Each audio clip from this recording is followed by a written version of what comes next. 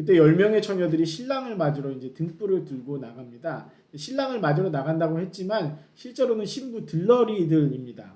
유대의 결혼 풍습은 우리나라하고 좀 달라서요. 신랑이 신부의 집에 가서 모든 예식을 다 한 다음에 자신이 준비해 놓은 이제 자기 집에 신부를 데리고 옵니다. 그런데 이 신부를 데리고 올 때는 날이 어둑해져서 어두운 시기예요. 지금처럼 가로등이 있는 시기가 아니기 때문에 또 이제 신부 들러리 10명이 준비하고 있다가 신부가 오면 이제 신랑과 신부가 이제 오면 먼 곳까지 나가서 그들을 인도합니다. 그런데 문제는 이 10명의 처녀들 중에서 절반인 5명은 슬기롭고 5명은 미련한 처녀였습니다. 그들이 신부 들러리로서 어떻게 준비했는지는 모르겠지만 이 등은 꼭 가지고 있어야 됐었죠. 길을 밝히고 불을 밝혀야 되기 때문입니다. 문제는 이 10명의 처녀들이 이 신부 들러리들이 신랑과 신부가 오기를 기다리고 있는데 더디 오는 거예요. 물론 시간 지연이 있을 수 있는 일입니다. 그런데 생각보다 훨씬 더 더디 와서 다 졸며 잤습니다. 우리는 슬기로운 5처녀는 돌아가면서 한 명씩이라도 뭐 안 자고 있을 줄 알았지만 그런 게 아니에요. 다 졸며 잤다라고 되어 있습니다.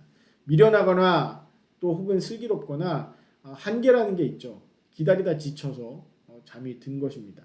근데 문제는 이제 신랑이 도착했을 때부터입니다. 신랑이 온다는 소리를 듣고 일어났는데 이 미련한 5처녀의 등은 꺼져가고 있었어요. 그리고 슬기로운 5명의 처녀들은 이 등 외에도 여분의 기름을 그릇에 담아서 준비를 해 놓았기 때문에 여유가 있었습니다.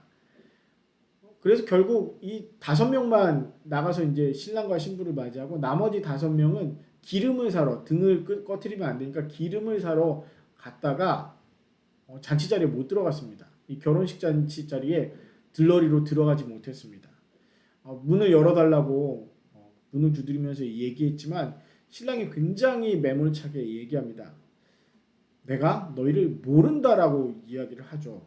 아마 화가 많이 난 것 같은 그런 마음이 듭니다. 그런데 이 본문 말씀을 이 비유를 예수님께서 말씀해 주신 이후에 이렇게 결론을 맺어 주셨어요. 그런즉 깨어 있으라 너희는 그날과 그때를 알지 못하느니라 라고 말씀하셨습니다. 본문의 핵심은요. 더디지만 종말은 반드시 온다는 것입니다. 그리고 깨어 있어야 한다라는 말씀입니다. 우리가 인정하던 인정하지 않던요. 우리는 말세라고 불려지는 이 종말의 시대를 살아가고 있습니다. 주님이 다시 오심을 기대하고 기다리며 준비해야 되는 삶을 살아가고 있죠. 그게 언제일지 모릅니다. 개인의 종말이든 사회의 종말이든 혹은 전 지구적 종말이든 우리는 우리의 삶을 살아가며 준비하고 있습니다.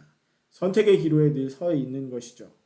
두려움이든 혹은 어떠한 큰 유혹이든 간에 주님에 대해서 깨어 있으시기를 바랍니다.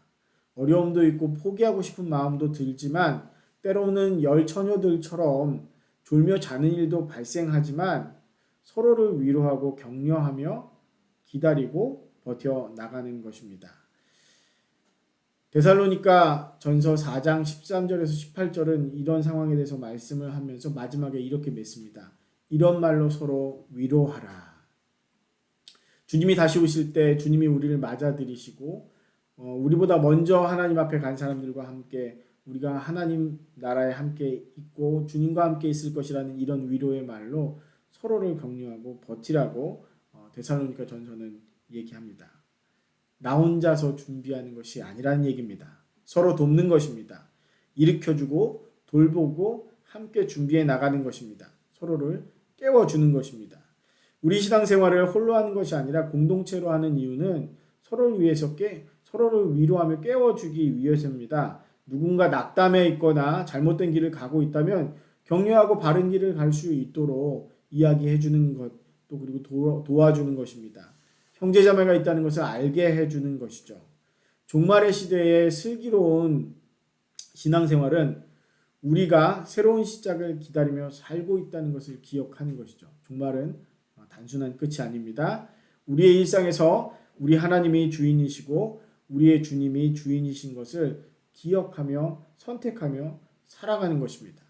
때로는 두려움과 어려움이 있어도 서로를 위로하며 격려하며 일으켜 세워주는 것이 바로 슬기로운 종말의 신앙생활입니다.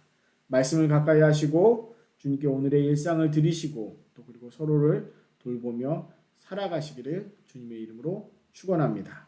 기도하겠습니다.